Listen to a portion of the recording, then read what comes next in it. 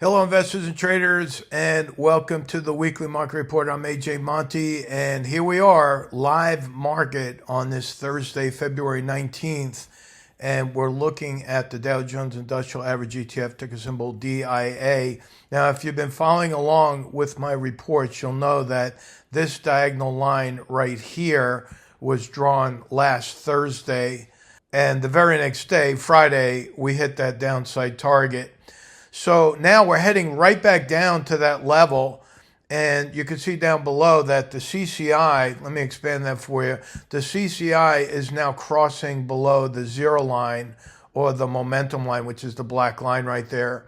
So we have about 2 to 4 more days of downside movement in our sights. And so what I'm going to do is just draw another diagonal line going a little bit lower to test this low right here from February 5th.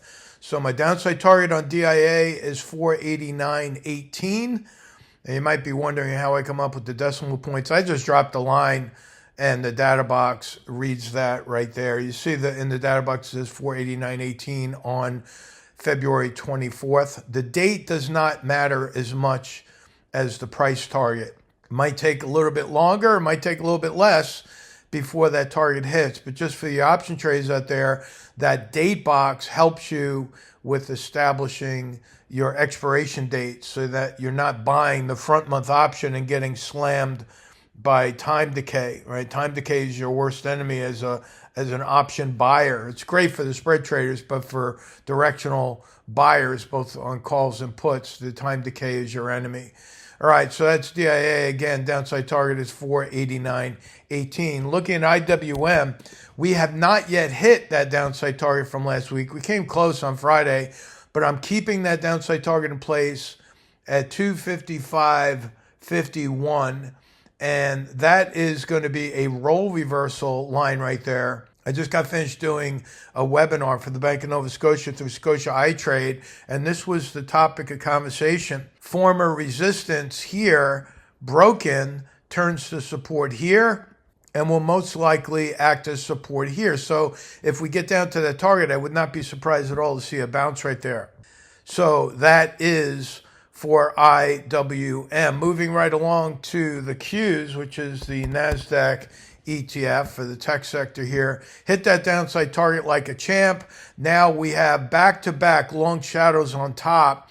That's very close to it being more of a shooting star because it's the end of a very short upward leg here. So I'm going right back down to that support level. See how the angles I'm drawing, they're pretty much the same, almost 45-degree angles there. So downside target of 595.82 for the Qs. Look down below. We're getting a pivot right back down on the CCI. Didn't even come close to crossing above that zero line. So we're headed right back down according to the CCI.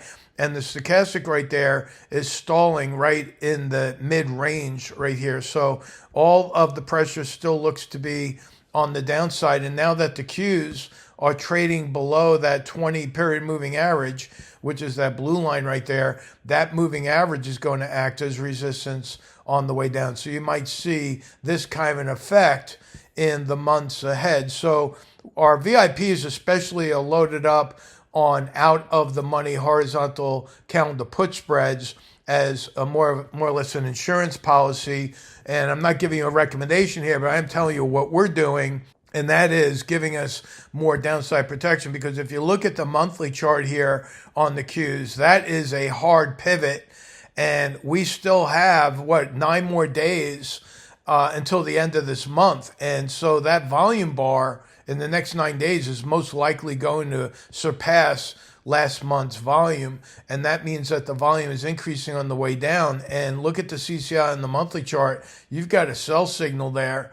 That's a big time sell signal. So be very careful for anyone who's long out there. I would suggest that you use protective stops or learn how to collar your positions to give you that downside protection that you're looking for. Again, so downside target right there is 595.82 for the Qs. Now looking at SPY, that's the S&P 500 ETF, You can see that we did hit my downside target right there on Tuesday. We bounced off of that key support level. See how this support is holding very nicely, but I think we're going right back down. So I'm going to draw that line just the way I did last week to the downside. I'm going a little bit further than I did last time, but right there, downside target of 676.59, 676.59. And again, look at the moving average acting as resistance. See how it rallied right up to it and then pivoted right down from it.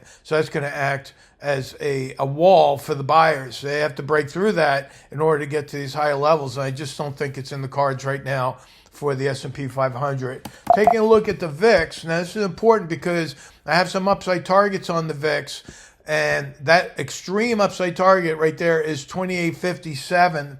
If you look very closely as I magnify that, that is a bullish engulfing candle right there. And so that is following more or less a hammer, very close to a hammer bounce off of that moving average.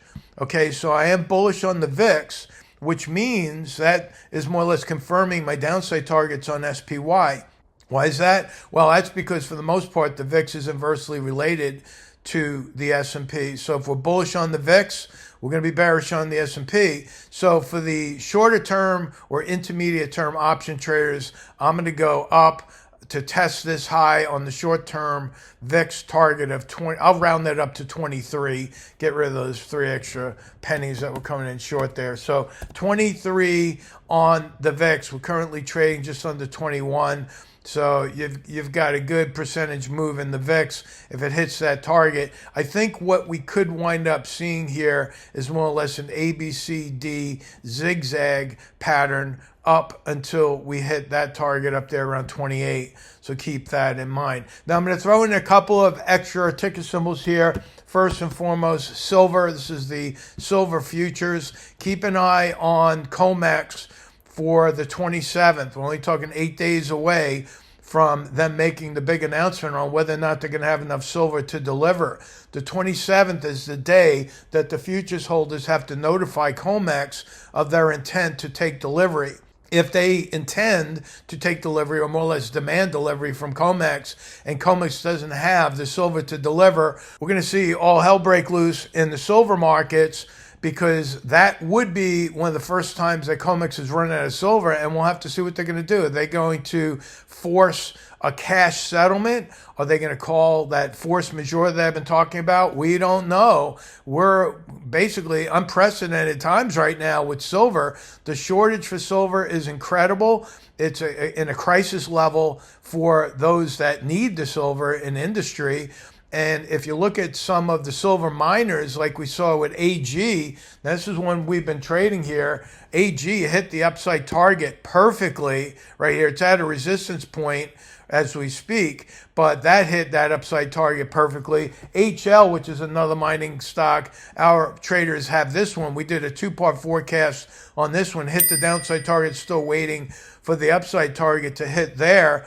And then if you look at Pan American Silver, which is another mining company, you can see here, beautiful pivot. I think this one could very well break out of this high from the 11th of this month. And you see that the momentum is still increasing on the way up here for these silver mining stocks. So /SI, I have my target in place right there. I do believe we're going to see that at 84.13.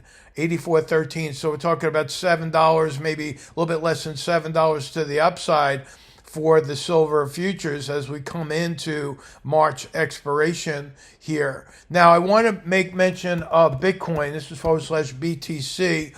Bitcoin is showing a little bit of a bullish harami right there. A bullish harami is a small body green candle that follows a red body candle, and the green body now is falling in between the body of yesterday's candle. So that's bullish. It's a bullish harami. 80% of the time we see that will happen where the prices will go up after a bullish harami or a bullish engulfing. Now, one other thing I want to mention is that you have legislation moving through Washington with regard to the Clarity Act Now, this is something that's more or less, you call that stablecoin legislation that is working with Congress, and it's more or less combined, or I guess you could say connected to the Genius Act, which passed through the Senate. Now, this is more or less the regulatory oversight that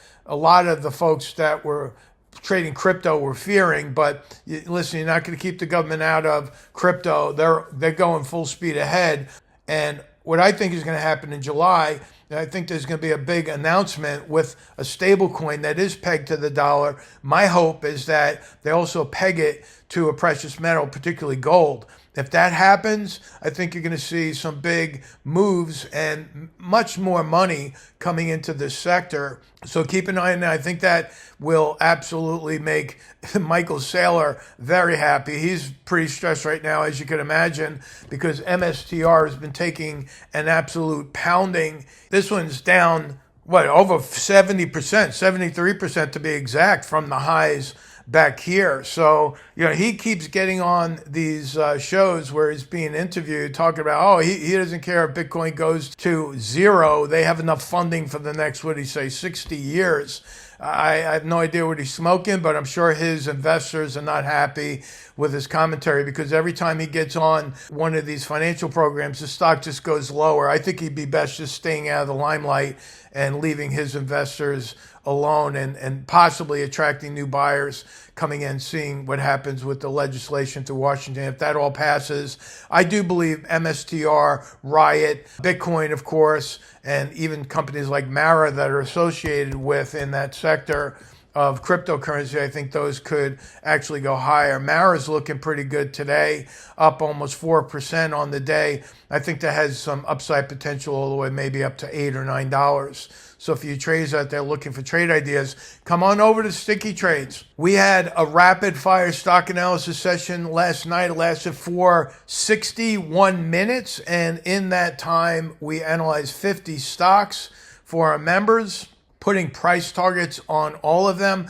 Last week, in 4 trading days, we hit over 50% of our targets in just 4 trading days. So we're way above average on our hit rate right now.